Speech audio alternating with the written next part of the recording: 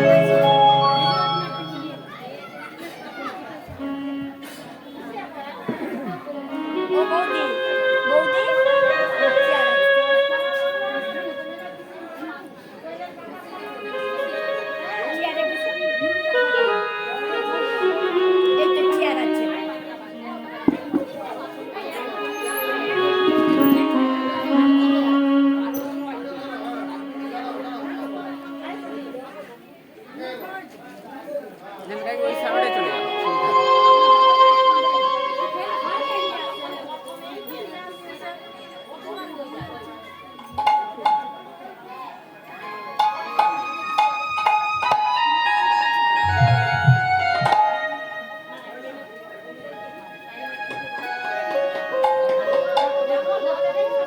जय जय राधे, जय गीताई, जय गौरी, जय राधा माधव, हरे कृष्ण, जय जय राधे,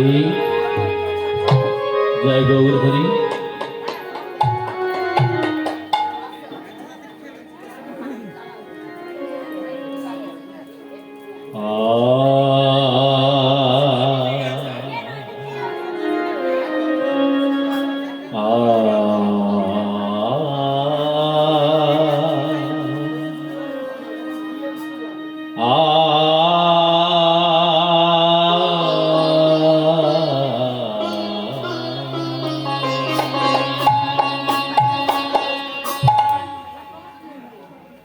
गुरु ब्रह्मा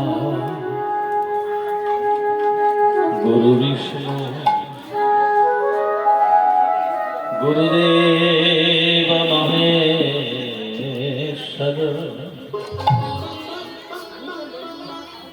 गुरुदेव परम ब्रह्म तस्मै श्री गुरवे अज्ञानतिमिरन्धस्य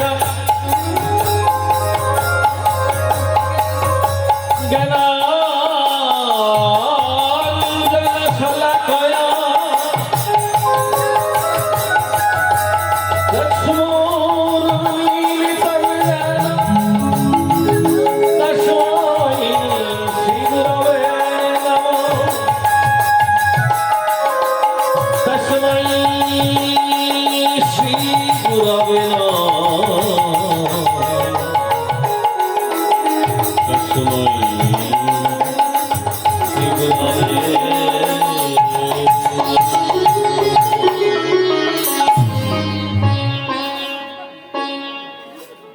হে আমার গৌরগত প্রাণ ভক্তবৃন্দ এবং আমার ভক্তিমতী মায়েরা, আজ পরম আনন্দের দিন। যে দেহাটি মাইতিপল্লীতে গোপীমোহনজির মন্দির প্রাঙ্গণে অষ্টপ্রহর ব্যাপী নামযজ্ঞ অনুষ্ঠানের সমাপনান্তে এই দেহাটি মাইতিপল্লীর সদস্যবৃন্দ এবং সদস্যগণেরা যারা অক্লান্ত পরিশ্রম করে প্রতি বছরের ন্যায় 11 বছর তো হচ্ছে, প্রতি বছরের ন্যায় তাদের যে সংকল্পিত নাম, যে অষ্টপ্রহর ব্যাপী হরিনাম যজ্ঞ তারা সম্পাদন করবেন, সেই সংকল্পিত নামের বিশ্রাম হয়েছে প্রভাত। এবং এই দ্বিপ্রহরে লীলা কীর্তনের আয়োজন করা হয়। তাহলে মা প্রথমেই বলা হলো কি, নামযজ্ঞ সমাপনান্তে লীলা কীর্তন গানের আয়োজন। তাহলে লীলা করতে পারেন কে? ভগবানের অনন্ত লীলা, তাই তো মা? যে লীলা, তার যে লীলা, তার এক পলের লীলা বর্ণনা করবার সাধ্য আমার মতো শিশুর নেই। এক পল বলতে কতটুকু সময়? চোখের পাতাটা সঙ্গে সঙ্গে ফেলে দিয়ে তুলে নেওয়া, যতটুকু এক পল। এই সময়টুকুর লীলা ভগবান যে করেন সেটুকু বর্ণনা করবার মতো স্পর্ধা আমার নেই।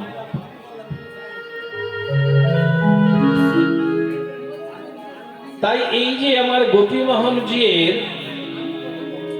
অনন্তময় অনন্ত লীলা তার। সেই গোপীমোহন একদিন দাপরে যে লীলা করেছিলেন, সেই লীলা আজ আমরা আস্বাদন করব। গত বছর আমরা আস্বাদন করেছিলাম শ্রীমতী রাধারানীর মান। শ্রীমতী রাধারানী মান করেছিলেন, সেই আস্বাদন করেছিলাম আগের বছর, গত বছর। এবছর আমরা আস্বাদন করব দান লীলা আস্বাদন করব। গত বছর করেছি মান লীলা, এবছর আমরা আস্বাদন করব দান লীলা। হরি বল হরি বল। তাই গৌর হরি হরি। তাহলে এই যে দান, দান বলতে আমরা কি বুঝি? অন্নদান, বস্ত্রদান, ভূমিদান, স্বর্ণদান, গোদান, কন্যাদান ইত্যাদি অনেক দান দান রয়েছে। আচ্ছা, এই এত কিছু আমরা দান করেই, এই অন্নদান বলুন, বস্ত্রদান বলুন, যা কিছু, আমার কি সেটা ছিল? আমার বলতে তো কিছুই নেই। যাই করি না কেন, সেই গঙ্গা জলে গঙ্গা পুজো করার মতো। ভগবানের দেয়া জিনিস, সেটা আমি আমার বলে অপরকে দিই, তখন আমি বলছি আমি বড় দাতা হয়েছি, আমি দান করেছি। কিন্তু অতি দানে বলি বাধ্য। দেখে, দানের মধ্যে শ্রেষ্ঠ দান আত্মনিবেদন। এই যে অতি দানে বলিবদ্ধ, এই বলি মহারাজ ভগবানের কাছে আত্মসমর্পণ করেছিলেন যে এই যে দেহটাও তুমি আমাকে দান দিয়েছ, যাকে আমার বলে বড় আদর করি, সেই দেহটাও আমার নয়। এই দেহটাও কি আমার? এটা তো একটা পরিচয় মাত্র। এটাকে মাইক্রোফোন বলি আমরা, এটা দেখতে এরকম। তাহলে আমার যেটা বলি, আমার বলিতে কিছু নাই, কারণ যে নামটা আমার দিয়েছেন, আমার নাম তপন, এই নামটাও তো অপরে দিয়েছেন। আমি দিতে পেরেছি কি? বাবা মায়ের আবার প্রতিবেশীরা কেউ দিয়েছেন তোমার এই নাম থাকুক, তাহলে অপরের দেয়া। যখন চলে যাব তখনও নিয়ে যাবে কাঁধে করে আমায় অপরে। তাই তো যা কিছু হয় সবই পরের দ্বারায়। তাহলে যেহেতু এই দেহটা আমার নয়, তাই ভগবান বলছেন এই দেহ যাকে তুমি আমার বলে কদর করো, তোমাদের এই দেহগুলো আমায় দান করো। যাকে তোমার বলে তুমি ভাবো, তোমার নয়, কিন্তু ওই দেহটা তুমি আমায় দান, আমায় দান করলে আমি যে ধনী হব তা নয়। আমায় যদি তুমি ওই দেহগুলো দান করে দাও, প্রকারান্তরে তোমারই লাভ হবে। কেমন ভাবে লাভ হবে? না তখন আমার বলে কিছু থাকছে না, যা কিছু সব সমর্পণ করে দিচ্ছি ভগবানের নামে। তাহলে ভালো মন্দের বিচার তিনিই করবেন সব।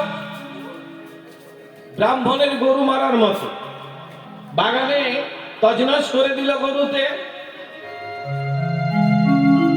পাপের ভাগীদার ব্রাহ্মণ গরু মেরেছে, ওই ফসল নষ্ট করেছিল বলে।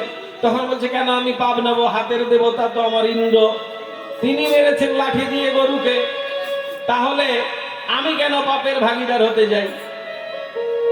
তো ইন্দ্র এলেন, এসে জিজ্ঞেস করছে এত সুন্দর বাগান কে করেছিল গো? ব্রাহ্মণ ঠাকুর বলছেন ছদ্মবেশে এসেছেন এই ব্রাহ্মণ, ইন্দ্র এসেছেন ছদ্মবেশে ব্রাহ্মণের রূপ ধারণ করে, আর এই ব্রাহ্মণকে জিজ্ঞেস করছে ব্রাহ্মণ ঠাকুর আরে এত সুন্দর বাগান কে করেছিল? কিছু নষ্ট হয়ে গেছে দেখছি। না বলে প্রভু এটা ঠাকুরমশাই এটা আমি বানিয়েছিলাম, কত কষ্ট করে করেছি জানো, কিন্তু জানো তো গরুয়ে নষ্ট করে দিয়েছে সব। মানে ও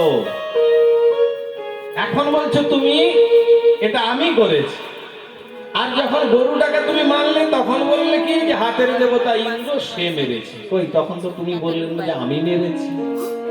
বুঝলেন না তো? তাহলে আমি যদি আমার দেহটাকে তার কাছে সঁপে দিতাম যে প্রভু আমি কিছু জানি না, কি হয়েছে সে গোবিন্দই জানে, তাহলে তার পাপের মুক্তি হতো। ঠিক তেমনি আমার ভগবান কৃষ্ণচন্দ্র একদিন বৃন্দাবনে দানঘাটি, যারা বৃন্দাবনে গিয়েছেন গিরি গোবর্ধনের তটে পড়ে দানঘাটি, রাধে রাধে, গিরি গোবর্ধনের তটেই পড়ে দানঘাটি, তো সেখানে দান গ্রহণ করেছিলেন। তিনি দানি সেজেছিলেন।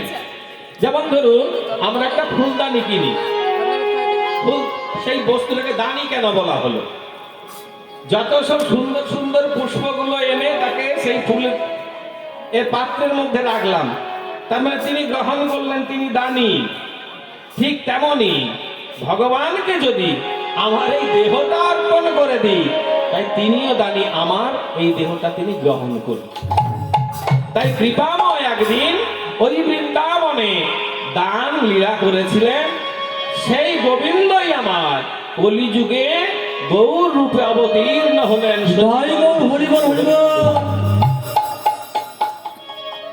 এটা আমরা কোথা থেকে জানতে পেরেছি যে ভগবান দান লীলা করেছিলেন? এই গৌর হরি আমার একদিন করলেন কি, সকালবেলায় মা নদিয়ার মা রাস্তার মাঝখানে দাঁড়িয়ে পড়লেন। নদিয়ার যে বিশাল রাজপথ আছে না, যেখান থেকে বহু লোক যাতায়াত করে, ছোট রাস্তা দিয়ে তো দু একজন যায়, কিন্তু বড় রাস্তা দিয়ে অনেক লোক যায়। ঠিক গঙ্গার ঘাটে, ঠিক বড় রাস্তা রাজপথ, সেই রাজপথের মাঝখানে দুটি বাহু প্রসারিত করে একটি বেত নিয়ে দাঁড়িয়েছে। এই বেত নিয়ে দাঁড়িয়ে যেই যাচ্ছে যখন সুরধ্বনিতে জল আনতে, তাদের কাছে দান চাইছেন যে আমায় তোমরা দান দিয়ে যাও, না হলে তোমরা গঙ্গায় স্নান করতে যেতে পারবে না। ভগবানের কি ভাবান্তর হলো আজ। তাই মহাজন, মহাজন কাকে বলছি আমরা এখানে? না, যারা আমার গৌর লীলা আস্বাদন করে গৌরগত প্রাণ হয়ে গৌর চরণে জীবন যৌবন মন প্রাণ সব পিকিয়ে দিয়ে আমি গৌর তোমার হলাম বলে তার চরণে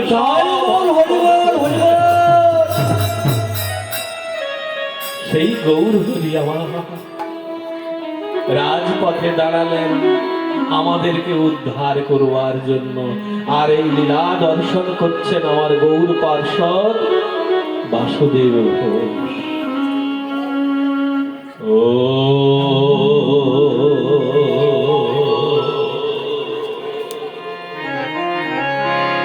ও আজুরে গৌরাঙ্গে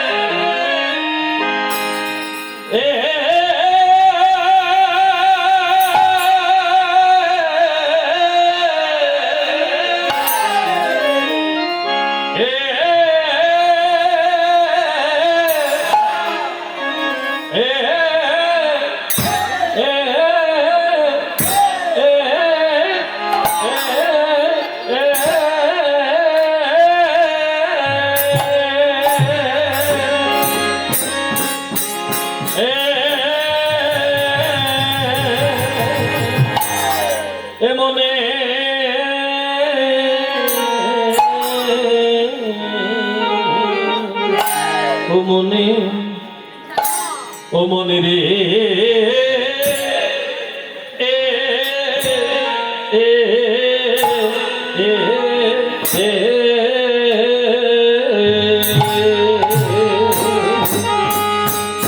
আহামরি কি ভাবো দিল ওরে কি ভাবলো দিল ওরে রে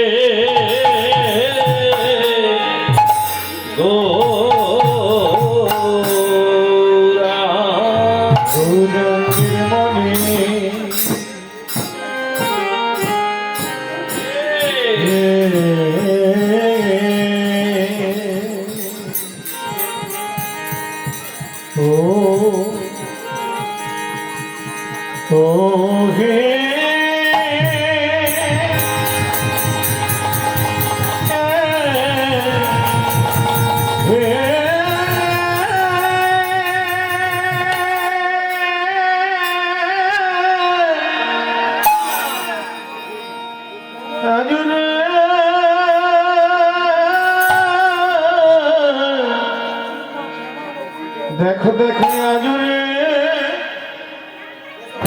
আজুরে গৌরাঙ্গে গৌরাঙ্গে মনে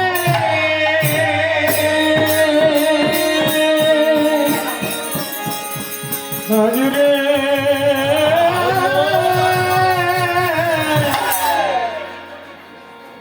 গৌরাঙ্গে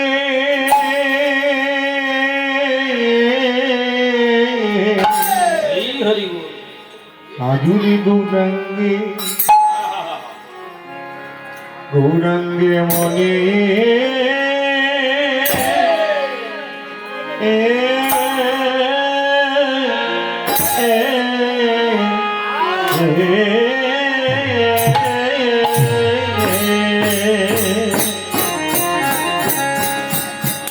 দেখো দেখো কি ভাবো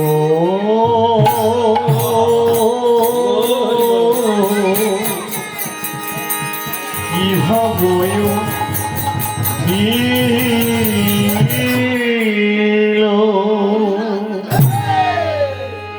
অহামরি মরি রিয়াজু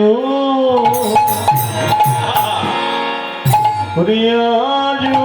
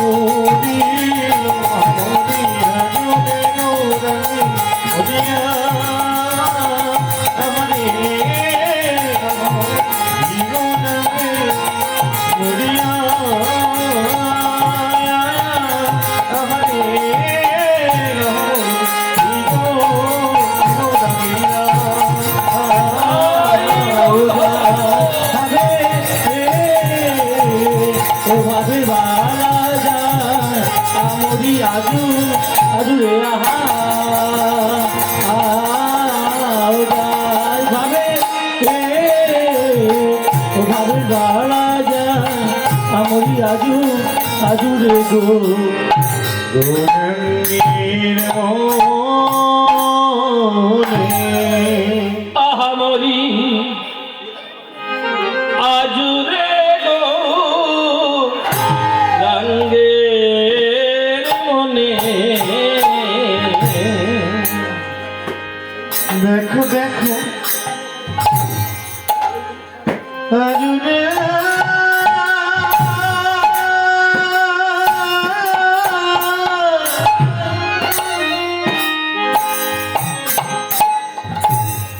হই না আজুরে গো রঙের মনে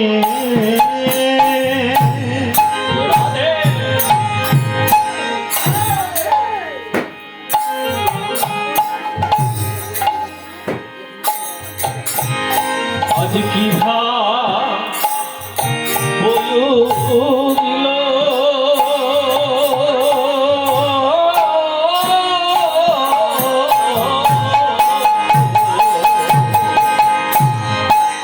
আজুরে গো রঙের মনে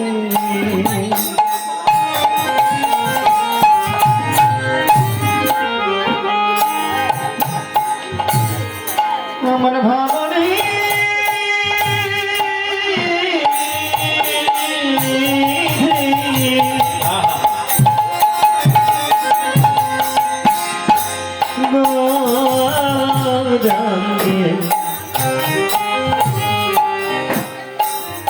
কিভাবে দিল আজুরে গো